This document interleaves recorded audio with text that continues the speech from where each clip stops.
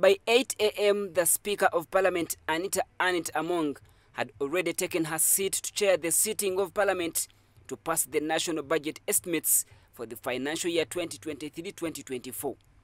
The MPs approved a national budget of 52.74 trillion shillings, an increment of 4.06 trillion shillings from the budget for the 2022-2023 financial year, which was 48.1 trillion shillings. But there has been a reduction in discretionary expenditure by 0.24 trillion shillings to 25.4 trillion shillings.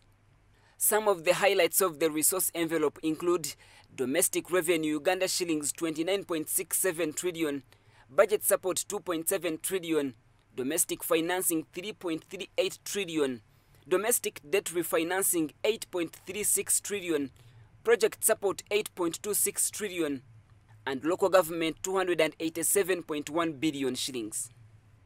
In the forthcoming financial year, some of the sectors expected to take a huge chunk of budget include external debt repayment of 2.64 trillion, project support 8.26 trillion, domestic refinancing 8.36 trillion, interest payments 6.1 trillion, Bank of Uganda reimbursement 1.504 trillion, appropriation in aid 287.1 billion, recapitalization of Bank of Uganda 217.3 billion, and domestic areas 205.8 billion shillings.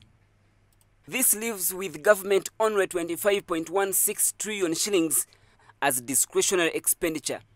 The State Minister of Finance in charge of general duties, Henry Musasizi, said that government will only finance priorities given the limited resource envelope. Madam Speaker, we prepared this budget in a high constrained environment, and only priorities that fit within the available resources will be financed as appropriated by Parliament.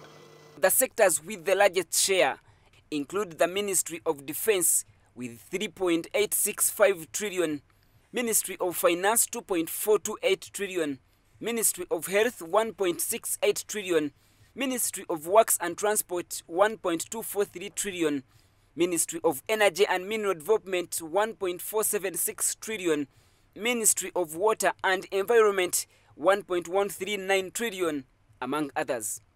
However, some members of Parliament were concerned that Finance Minister and the Budget Committee failed to allocate funds for major priorities like Mulago National Referral Hospital and regional referral hospitals, intern doctors, among others. And it is interns that are running the medical facilities countrywide. Therefore, for all these deductions we get, we want the Budget Committee to adjust the figure and provide the money. It is Parliament with the last call for interns. The country is tired of strikes. The country is tired of the people who really serve the commonest person. And goes unpaid. Right now, Speaker, Mulago National Referral Hospital is in dire state. But when you look at the amount of money that has been given to Mulago, that has been given to the different regional referral hospitals, it is not commensurate to what Ugandans need. Right Honorable Speaker, this Parliament should allay itself to the truth and the facts on ground that we need to sort out the health sector. In total, it will be 107 billion. That 107 billion will pay for the intern doctors, intern good medics. It will pay for the SHOs and the outstanding. That is the decision this House should take today, such that we exercise our right. Kira Municipality Member of Parliament Semuju Nganda led the opposition MPs who questioned the huge amounts of money allocated to the office of the President and State House. The Honorable Semuju warned that someone could institute a legal suit to challenge the violation of the Presidential Emoluments Act of 1998, which allocates the President a salary of 3.6 million shillings. We are providing 600 million shillings for furniture. The same amount was provided last year. This residence has won itself a place in the history of Uganda. The beds in the public health facilities are not there. But the President is buying clothes and furniture every year. We are providing 7.8 billion for agriculture supplies.